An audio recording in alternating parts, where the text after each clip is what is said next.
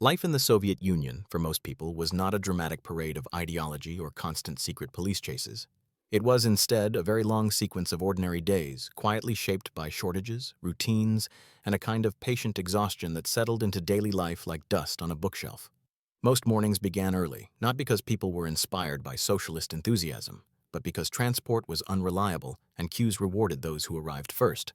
Alarm clocks rang in small apartments shared by multiple generations, where privacy was limited and walls were thin enough to transmit not ideas, but coughing. If you enjoy drifting off to slow, factual history like this, remember to quietly subscribe, though no one will check. Breakfast was usually simple and repetitive: bread, porridge, maybe tea. Coffee existed technically, but was treated as a rare guest rather than a daily companion. People learned not to expect variety. Expectation in general was considered inefficient. After breakfast came the daily commute, often involving crowded buses, trams, or metro trains filled with the particular silence of people who had already decided not to complain out loud. Workplaces were vast, bureaucratic, and heavy with paperwork. Jobs were guaranteed, which sounded comforting in theory, but in practice meant that motivation and efficiency were treated as optional accessories. Promotions were slow, innovation was risky, and standing out too much was generally discouraged unless officially approved. Lunch breaks were short and predictable. Canteens served meals that were filling, warm, and rarely memorable. Meat appeared occasionally like a seasonal holiday. Vegetables were boiled into submission. The goal was not pleasure, but survival until the end of the shift. Afternoons passed slowly. Clocks seemed to move differently inside Soviet offices, factories, and institutions, stretching time into something thick and chewable. When work finally ended, the next task began: shopping. Shopping was not leisure. It was strategy. People queued not because they knew what was being sold, but because something might be sold. A line outside a store was treated as a clue. If you saw one, you joined it first and asked questions later. Sometimes the reward was sausage. Sometimes it was disappointment. Both outcomes were considered normal. Apartments were small but heavily personalized. Furniture was sturdy, designed to last longer than optimism. Televisions offered limited channels, and programming followed a tone of calm seriousness, occasionally interrupted by patriotic music or educational lectures that required patience. Entertainment often came from books, radio, or conversations with neighbors who knew far more about your life than you might prefer. Children grew up learning early lessons in conformity. School uniforms were common. Subjects emphasized collective achievement over individual curiosity. History was taught carefully, with certain chapters softened or skipped entirely. Still, children played outside, invented games, and adapted quickly because adaptation was a national skill. Evenings were quieter. Families gathered, ate modest dinners, and listened to the radio or watched state television. Alcohol was present, often too present, functioning as both social glue and emotional anesthetic. Vacations were modest, frequently spent at state-run resorts or countryside dachas, where growing vegetables offered a rare sense of control. Religion existed quietly, practiced carefully, often behind closed doors. Faith, like many personal beliefs, was something best kept private. The future was discussed in vague terms. Long-term planning was the responsibility of the state, leaving individuals to focus on the immediate concerns of tomorrow's food, heating, and transport. Life was not constant fear, but it was constant awareness. People learned what not to say, when to speak carefully, and how to live within invisible boundaries. And so, day after day, life continued. Not thrilling, not heroic, just steady, restrained, and quietly tiring. This was daily life in the Soviet Union, less about grand ideology and more about enduring the ordinary, one slow day at a time. Over time, this quiet endurance shaped how people thought about happiness. Joy was not something loudly pursued. It appeared briefly in manageable portions and then politely stepped aside. A successful shopping trip, where butter and sugar were both available, counted as a good day. A broken elevator being fixed within a week felt like progress. These were not jokes. This was the scale on which satisfaction was measured. People learned to adjust their expectations downward until disappointment required very little effort. Social life existed, but carefully. Friendships formed slowly, often through work or shared housing. Trust was built not through deep confessions, but through consistency. You noticed who complained too loudly, who repeated stories in the wrong places, and who never seemed to relax. Most conversations stayed safely on the surface: weather, children, food shortages, spoken about vaguely, as if naming them too directly might cause them to worsen. Humor survived, though it was dry and indirect. Jokes were whispered, layered with irony, and designed to be deniable if overheard. Laughter existed, but it rarely echoed. Housing remained one of life's central concerns. Waiting lists stretched for years. Receiving an apartment was treated almost like a life event, quietly celebrated, carefully maintained. Repairs were improvised. If something broke, you fixed it yourself or learned to live without it. Hot water was appreciated when present, forgiven when absent. Heating systems operated according to their own logic, unrelated to actual temperature. Winters were long, dark, and accepted without ceremony. Clothing was practical. Fashion trends moved slowly, if at all. Coats were heavy, shoes were durable, and colors leaned toward the sensible. Looking stylish was less important than looking prepared. People learned to make things last, to repair rather than replace, and to keep items long past the point where they would have been discarded elsewhere. Time passed in cycles. Holidays arrived with predictable rituals, parades, speeches, carefully staged celebrations that most people attended with mild enthusiasm, and a desire for them to end on schedule. Participation was expected. Sincerity was optional. Afterward, people returned home, relieved to resume normal quietness. Healthcare existed and was accessible, though often under-equipped. Doctors worked with limited resources, relying more on experience than technology. Waiting rooms were crowded, patience was required, and outcomes varied. People trusted the system just enough to use it, but not enough to relax. Travel was restricted. Most people stayed close to where they were born, not out of loyalty, but logistics. International travel was rare and complicated. Even domestic trips required planning, approval, and tolerance for inconvenience. The world felt large but unreachable. News arrived filtered and delayed. Major events were reported with certainty and calm, regardless of underlying chaos. People learned to read between lines, to notice what was missing rather than what was said. Silence carried information. Omission became a language of its own. As years went on, routine hardened into habit. Habit became identity. Life did not feel temporary, even though everyone sensed it was not permanent. The system felt immovable until it wasn't. But during its long existence, most people did not think about collapse. They thought about dinner, warmth, and getting through the week, and so life continued, slowly, predictably, without drama, not because it was ideal, but because adaptation was easier than resistance. This was not a life of constant crisis. It was a life of managed limitation, quiet compromise, and steady endurance. And for millions of people, this was simply normal. Normality in this context had a very specific texture. It felt solid, predictable, and faintly exhausting. People planned their lives around constraints rather than possibilities. You learned which days the bread truck usually arrived, which shopkeeper might quietly save something under the counter, and which neighbor could be trusted to watch your children for an hour without asking questions. These small systems of personal reliability mattered more than official rules. They were how life actually functioned. Education continued along carefully defined paths. Universities existed, but access depended not only on ability, but on background, loyalty, and timing. Certain subjects were encouraged. Others were tolerated. A few were quietly avoided. Students memorized, repeated, and learned not to ask the wrong kind of question.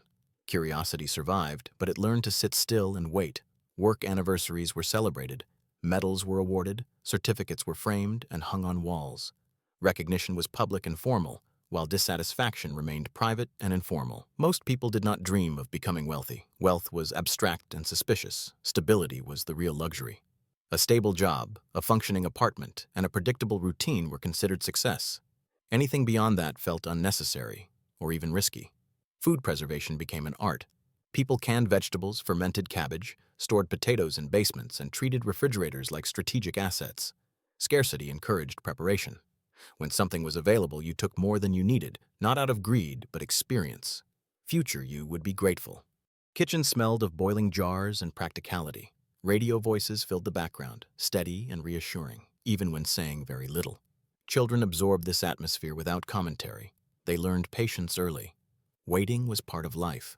Waiting for food, waiting for holidays, waiting for adulthood, which promised responsibility rather than freedom. Play was inventive and resourceful. Toys were shared, repaired, or imagined. Outside, courtyards became social centers where children played under the loose supervision of adults who were always nearby, always watching, always pretending not to. Teenagers pushed gently against boundaries, as teenagers always do, though the boundaries were closer and less flexible.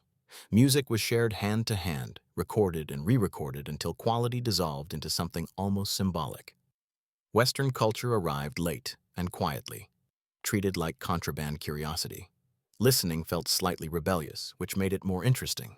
Yet rebellion rarely went far. Most people returned eventually to the comfort of routine. Even dissent was often tired. It lacked the energy required for sustained conflict. The state was present, but not always visible. Its influence appeared in forms, permissions, and the quiet knowledge that certain things were simply not done. Surveillance was less about constant watching and more about constant possibility. You did not know when attention might arrive, so you behaved as if it could. This awareness settled into the background, like a low hum you eventually stopped noticing. As people aged, perspectives narrowed. Ambitions softened. Life became about maintenance, keeping what you had, protecting family, avoiding trouble. Old age was approached with practicality rather than sentimentality. Pensions existed, they were modest. Grandparents helped raise children, passing down habits of caution and thrift more than stories of heroism. History, as lived, felt less like a narrative and more like weather, something you adapted to, complained about quietly, and endured. When the system eventually began to change, many people felt confusion more than relief. Instability was unfamiliar. Choice felt heavy. The old routines, exhausting as they were, had at least been known. Looking back, daily life in the Soviet Union was not defined by constant fear or endless suffering. It was defined by limits that shaped behavior, expectations, and emotional range. People lived, loved, worked, and aged within those limits. Slowly, carefully, one ordinary day after another.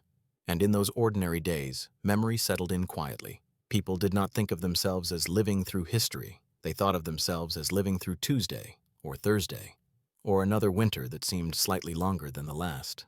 Time passed without announcement. Years blended together, marked less by milestones and more by small changes that only became noticeable in retrospect. A new model of refrigerator, a different brand of bread, a colleague quietly disappearing from the workplace and never being mentioned again. These things registered briefly, and then life moved on. Adaptation was constant. People learned how to bend rules without breaking them, how to exist in the narrow space between official expectation and practical reality. Forms were filled out carefully, language was chosen cautiously. Silence was often the safest response. None of this felt dramatic in the moment. It felt normal because it happened every day. Even hope had a muted quality. It was not absent, but it was restrained, carefully portioned so it would not become disappointment. Parents hoped their children would have easier lives, though they rarely said exactly how. Children hoped for small freedoms rather than big changes, a new book, a cassette tape, a summer trip that went smoothly. These were reasonable dreams. Big dreams required too much explanation. As the decades progressed, fatigue accumulated, not the sharp kind that demands rest, but the slow kind that becomes part of posture and tone. People stood slightly differently, spoke a little more carefully, laughed a little less loudly, yet life continued. Weddings happened, babies were born, meals were shared, arguments occurred and were resolved. The human rhythm persisted, largely indifferent to ideology. When change finally arrived, it did not feel cinematic. It felt confusing. Shelves filled and then emptied again. Rules shifted faster than habits could follow. Certainty dissolved, replaced by choices that many people felt unprepared to make. Some welcomed it. Others missed the predictability they had spent years quietly resenting. Looking back, life in the Soviet Union resists simple summaries. It was not constant terror, nor was it quiet contentment. It was a long exercise in endurance, adjustment, and managed expectation. People lived inside a system that shaped their days without asking for enthusiasm. They adapted because adaptation was easier than resistance, and because life, regardless of system, still needed to be lived. In the end, what remains most striking is not the ideology, but the ordinariness. The slow mornings, the long queues, the careful conversations, the evenings that ended early. This was not a story of extremes. It was a story of limits, and of people who learned, patiently and quietly, how to live within them. Those limits, once learned, became habits, and habits became invisible. People stopped noticing how often they adjusted themselves to fit the day. You woke up, went to work, stood in lines, spoke carefully, returned home, and repeated the process. None of this felt remarkable. It felt like gravity, something you did not question because it had always been there. Even dissatisfaction learned to behave. It did not shout. It sighed. It showed itself in posture, in the way people leaned against walls while waiting, in how conversations drifted toward practicality rather than possibility. Aspirations were trimmed early, like hedges kept deliberately low so they would not draw attention. Cultural life continued, though often under layers of caution. Theaters performed approved plays. Films carried messages that were clear enough to be safe and vague enough to endure. Audiences attended, watched, applauded politely, and returned home. Art existed, but it learned to speak indirectly. Metaphor became a survival skill. Writers hinted, readers noticed. Everyone pretended not to notice too much. This quiet agreement kept things moving. Sports offered structured excitement. Victories were celebrated collectively, safely. Pride was permitted when officially sanctioned. Defeat was explained, analyzed, and then quietly set aside. The emotional range allowed in public was narrow, but within private spaces it expanded slightly. Kitchens became places where people relaxed their shoulders, lowered their voices, and spoke more freely, though never entirely freely. The kettle boiling was often the loudest sound in the room. Aging added another layer. As people grew older, they measured life less by progress and more by continuity. The goal was not improvement, but stability. Keeping routines intact felt like success. Changes were tolerated, but only if they arrived slowly and announced themselves politely. Sudden shifts were unsettling, even positive ones. By the time the system itself began to loosen, many people had already adjusted their inner lives to permanence. They were skilled at endurance, not transition. When familiar structures faded, some felt relief, others confusion, many both at once. Freedom, when it arrived, did not come with instructions. It demanded choices, and choice required energy that had been conserved for decades. Looking back, memory simplifies things. Hardships blur into anecdotes. Routines soften into nostalgia. People remember neighbors, smells, seasons. The weight of constant adaptation fades slightly with distance. What remains is not the system itself, but the way people lived inside it. Carefully, patiently, with limited expectations and quiet competence. Life in the Soviet Union was not a continuous crisis. It was a long, steady negotiation with reality. A life of compromises that rarely announced themselves as such. People woke up, did what was necessary, and went to sleep. They raised families. They found small pleasures. They endured boredom with skill. In the end, that is what daily life looked like. Not dramatic, not heroic, just persistent. And for those who lived it, it was simply life, unfolding one ordinary, restrained day at a time. By the end, what many people remembered most was not a single hardship, but the accumulation of small adjustments. Life required constant calibration. You learned how much effort to apply to each situation, when to push slightly, and when to remain still. Excess emotion was inefficient. Excess enthusiasm invited attention. Moderation became instinctive. People mastered the art of appearing content enough to be left alone. This skill, though rarely acknowledged, was widespread. Generations passed it down quietly, through example rather than instruction. Parents did not sit children down to explain caution. Children observed it. They absorbed it in tone of voice, in pauses before answering questions, in the way adults glanced around before speaking. Over time, this caution blended seamlessly into personality. It did not feel imposed. It felt inherited. Daily life continued to revolve around the practical: repairs, supplies, schedules. When something functioned properly, it was appreciated but not praised. Reliability was the highest compliment. A door that closed correctly. A stove that lit without hesitation. A bus that arrived more or less on time.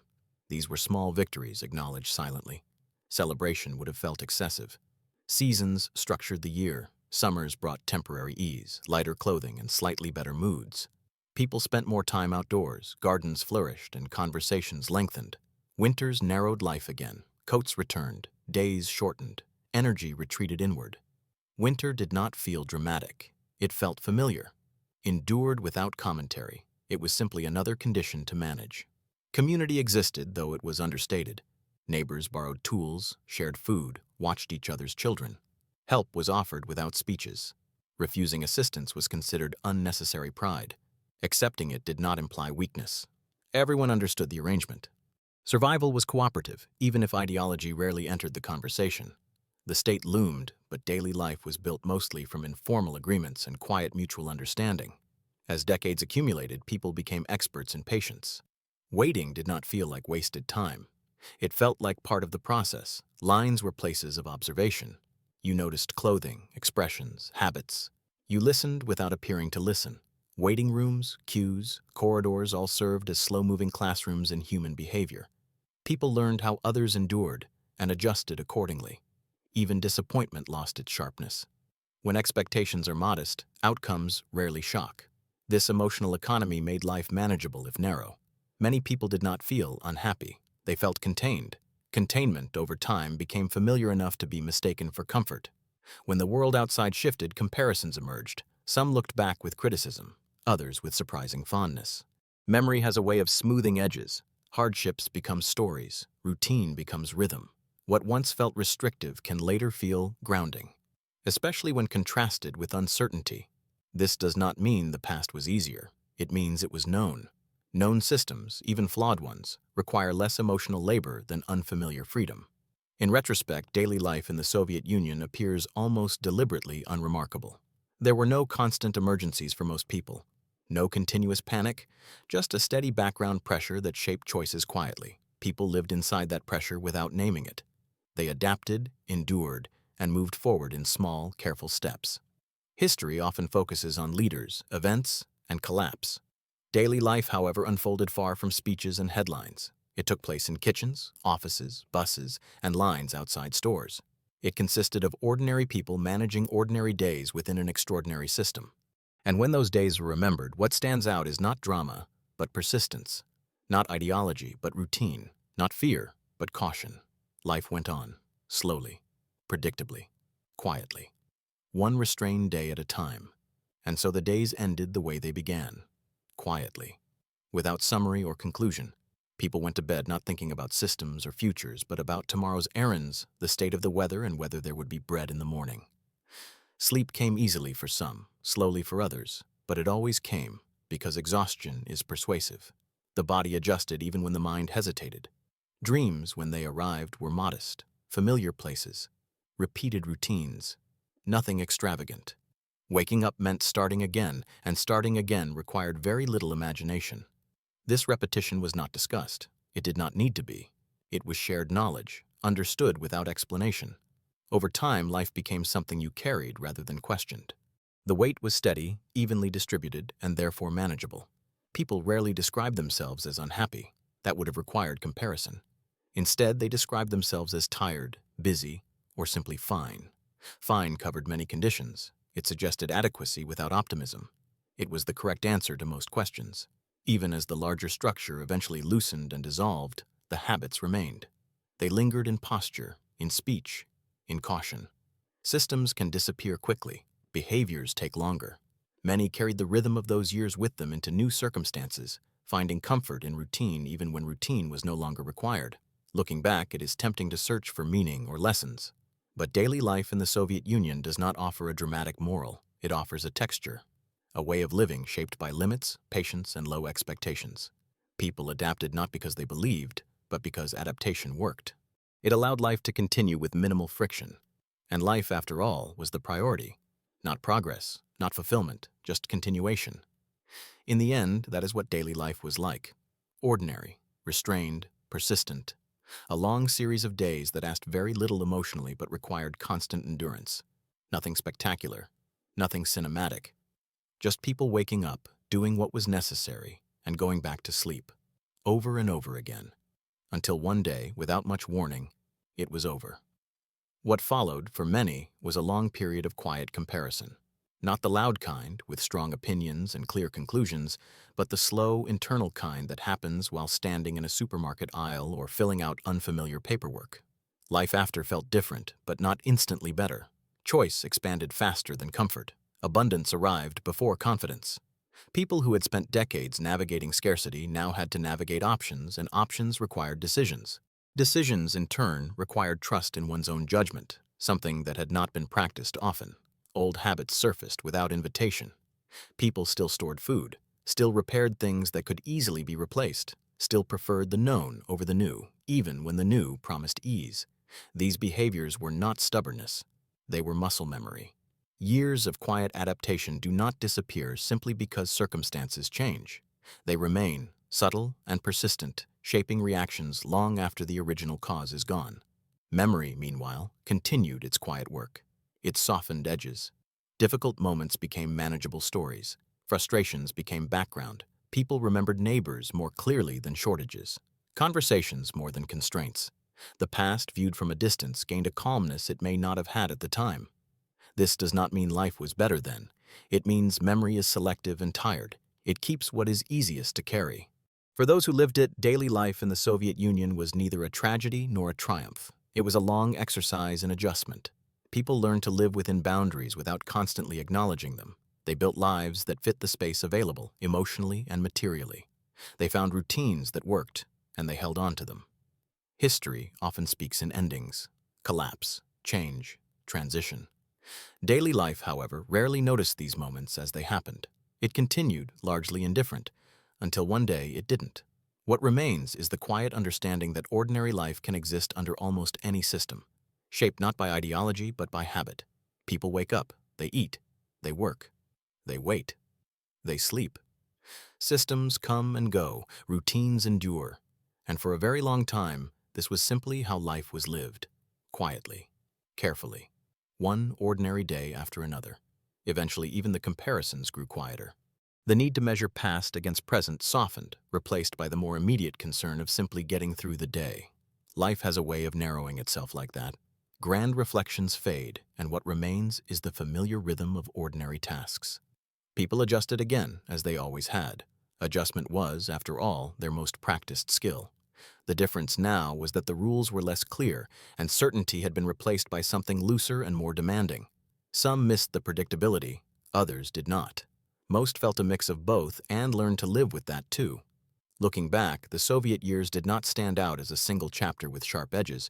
They blended into what came before and after, connected by habits rather than events. The cues disappeared, but waiting remained.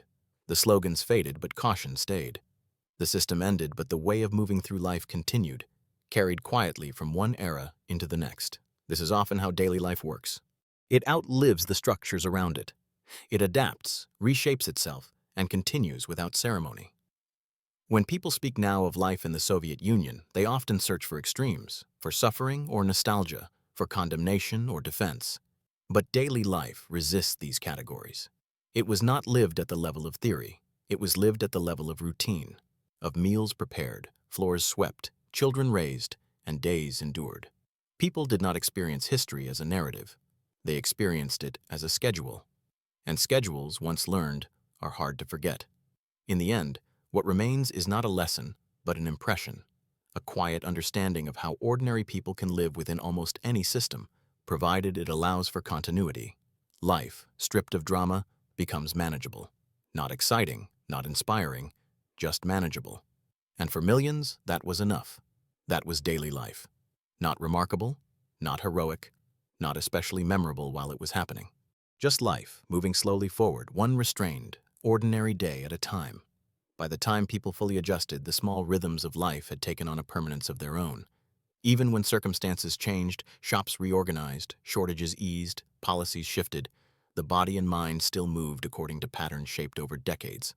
Wake up, cue, work, eat, wait, sleep, repeat. These steps required little conscious thought. Comfort came from their predictability. Surprise was treated with caution.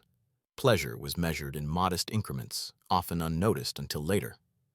Conversations continued to be careful, though now they could explore slightly wider topics. Humor survived, softening as it did, never loud, never indiscreet.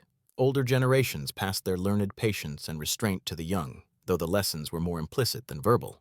Observation replaced instruction. Children watched how adults bent rules without breaking them, how they adjusted expectations, and how they endured quietly. And in this quiet endurance there was a subtle skill, a mastery of living within limits without being crushed by them. Memory, too, began to filter these years gently. Harsh realities were softened. Lines, shortages, and small humiliations became stories of endurance and adaptability. People remembered neighbors more than inconveniences, routines more than failures.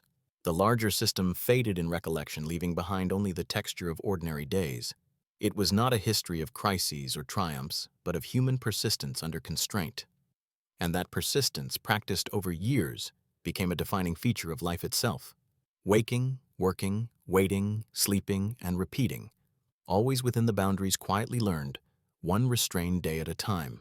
Even as decades passed, the pattern remained remarkably consistent. People carried forward habits shaped not by ambition but by necessity. They anticipated shortages before they happened, stored supplies carefully, repaired what could be repaired, and measured every action for efficiency. Decisions were weighed not for excitement or profit, but for survival and minimal friction. Social interactions followed the same careful logic. Friends were chosen cautiously.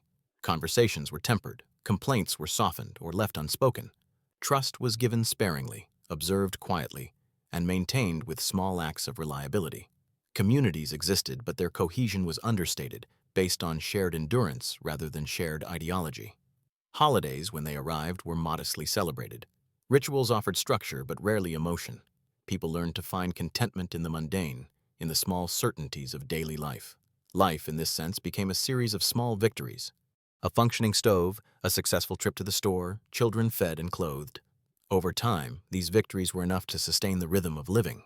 Generations internalized these lessons. Patience, caution, and quiet adaptation became second nature. Even freedom, when it eventually arrived, was interpreted through this lens. Choices were exercised carefully. Novelty was approached with suspicion. The mind remained trained in restraint. Looking back, the Soviet years do not read like a dramatic story. They read like a long exercise in endurance, an extended meditation on limits. Ordinary life, rather than ideology, dominated experience. People woke, ate, worked, waited, slept. Routines persisted, quietly and relentlessly. And in that quiet persistence, life itself continued, unremarkable, restrained, and astonishing only in its sheer steadiness. One ordinary, carefully measured day after another. By the time people reached middle age, these rhythms had become almost invisible, ingrained in body and mind. Movement through space and time required little conscious thought. Breakfast, commute, work, errands, dinner, sleep. Each action flowed into the next with quiet efficiency. Awareness of the larger system was muted, filtered through habit and observation. Adaptation had become instinctive. People noticed shortages before they arrived, repaired items before they broke completely, and approached social interaction with practiced care. Trust was allocated sparingly, humor was whispered and indirect, and patience was an everyday tool rather than a virtue. Children absorbed all of this without explicit instruction. They learned restraint through observation, endurance through example, and the subtle art of living within boundaries without acknowledging them. Older generations watched the same patterns repeat in their offspring and took comfort in the continuity. Even as circumstances shifted, shops reorganized, policies changed, supply improved, the patterns persisted. Familiarity became a kind of safety. Memory softened the harsher aspects, leaving impressions of order, persistence, and quiet endurance. Looking back, daily life in the Soviet Union was defined less by ideology and more by repetition, adjustment, and management of expectation. Life was steady, sometimes tiring, rarely dramatic, and lived one ordinary, restrained day at a time. Even when the larger structures eventually changed or disappeared, the patterns established over decades remained. People carried the habits of patience, careful speech, and cautious decision-making into the new circumstances, often without realizing it. Freedom, abundance, and choice arrived unevenly, but the instinct to prepare, to repair, to endure quietly persisted. Kitchens continued to smell of boiled vegetables and preserved goods. Lines, though shorter or different, were still approached strategically. Conversations remained careful, even when they could be freer. Adaptation had become reflexive, embedded in posture, tone, and thought. Generations who had grown up under constraint passed these skills along, silently and without instruction. Memory, too, filtered the experience. Scarcity, cues, and limitations softened in recollection. People remembered neighbors, daily routines, and the small victories of ordinary life more clearly than the ideological or political narratives. Looking back, the experience reads less as drama and more as a study in persistence. Daily life was not heroic. It was not spectacular. It was endurance rendered ordinary, lived one quiet, carefully managed day after another. And in that enduring quiet, life, against all odds, continued. Even decades later, the habits and rhythms ingrained during those years lingered. People had internalized the patterns of expectation, restraint, and cautious optimism so thoroughly that they carried them into whatever came next. New freedoms, new choices, new systems arrived, but bodies and minds moved according to familiar routines. Breakfast, work, errands, and sleep continued in a slow, predictable cadence. Even when shortages eased or policies shifted, the instincts honed through decades of careful adjustment persisted. Social interactions remained measured, humor understated, and trust cautiously granted. Generations observed and absorbed these patterns quietly, learning endurance not through lectures but by watching. Memory softened the hardships and sharpened the small victories: a functioning stove, a well-stocked pantry, a neighbor who could be relied upon. The system itself faded, but the way people navigated daily life patiently, quietly, persistently remained. Looking back, the Soviet Union's history is often told in grand events, but for most people, life was measured in ordinary, restrained days. Life went on, slowly, carefully, one day after another, quietly enduring, quietly lived. Even as years passed and the world outside shifted more dramatically than anyone could have anticipated, the patterns of ordinary life endured. People moved through their days guided by decades of quietly learned habits, rising at a predictable hour, navigating cues with practiced patience, tending to work and home with minimal fuss. The sudden availability of new goods or freedoms did not immediately change behavior. Bodies and minds had been trained to function within limitation, and the comfort of routine often outweighed the excitement of novelty. Conversations remained measured, social bonds carefully maintained, and humor subtle, almost imperceptible. Even when the environment promised choice, people exercised it cautiously, applying the same logic they had relied on for decades. Memory softened the harder edges of life, turning scarcity into stories of endurance and inconvenience into lessons in adaptability. The political and ideological system, once imposing, faded from immediate concern, leaving the texture of daily life as the most vivid imprint.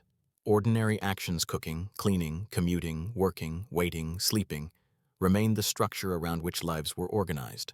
Life was not heroic, life was not dramatic, it was steady, restrained, and quietly persistent. And through it all, people continued, day after ordinary day, enduring in silence as they had always done. By the time old age arrived, the habits of a lifetime had become second nature. People moved through their days almost automatically, guided by the rhythms they had practiced for decades. Wake up, eat, work, cue, sleep, repeat. Even when circumstances shifted, shelves stocked more fully, restrictions loosened, policies changed, the body and mind still operated according to the patterns forged in earlier, stricter times. Social interactions remained careful, trust sparing, humor quiet. Children absorbed these behaviors naturally, learning patience, observation, and endurance without explicit teaching.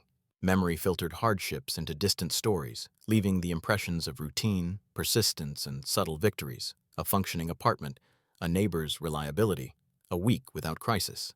Life's texture, not ideology or drama, defined the experience. Ordinary tasks and small certainties dominated existence, shaping perception and expectation. People adapted, endured, and quietly carried forward their routines long after the system that demanded them had faded. Daily life in the Soviet Union was neither heroic nor catastrophic. It was steady, restrained, and enduring. One ordinary, quiet, carefully measured day after another. Even in reflection, decades later, the repetition of ordinary days stands out more clearly than any dramatic events. People remember the small certainties: the hum of the heating system, the rhythm of the workweek, the pattern of supply runs, the modest victories of a well-stocked pantry or a repaired appliance. These memories shape understanding more than ideology ever could. Habits learned under limitation persisted, quietly guiding behavior even when limits eased. Social exchanges remained cautious, humor understated, and trust cautiously allocated. Children who had grown up observing these patterns carried them forward naturally, embedding endurance, patience, and careful adaptation into the next generation. The larger system receded into history, but the texture of daily life, its predictability, its quiet persistence, its restrained flow, remained vivid in memory. Life in the Soviet Union was not defined by spectacle or heroism. It was defined by ordinary days lived within boundaries, navigated with care, and endured with subtle skill. One unremarkable, quietly persistent day after another, and that, for millions, was simply life. Over time, this quiet persistence became so ingrained that it shaped identity itself. People did not consider themselves extraordinary. They considered themselves competent at living within the limits of their world. Small routines, the preparation of meals, the careful pacing of conversations, the maintenance of home and work responsibilities defined the rhythm of existence. The future was measured not in grand plans, but in manageable expectations: the likelihood of sufficient food, functional heating, reliable transportation.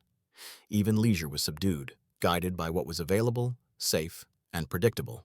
Families gathered in modest apartments, neighbors exchanged small favors, children played in courtyards under watchful though unobtrusive supervision.